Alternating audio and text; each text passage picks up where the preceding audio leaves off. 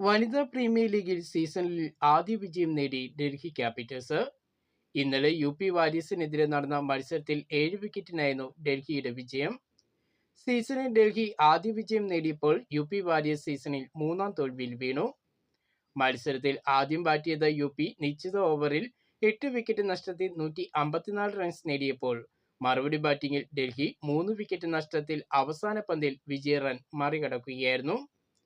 ഡൽഹിക്ക് വേണ്ടി DC leave 67 റൺസും ഷബാലി വർമ്മ 36 റൺസും ക്യാപ്റ്റൻ ജമീമ റോഡ്രിഗസ് 21 റൺസും നേടി.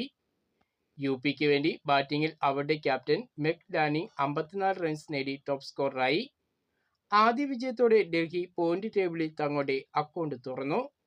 ഡൽഹി ഇപ്പോൾ 4ാം സ്ഥാനത്തും യുപി പോയിന്റ് ടേബിളിൽ പോയിന്റ് ഒന്നുമില്ലാതെ 5ാം സ്ഥാനത്തുമാണ്.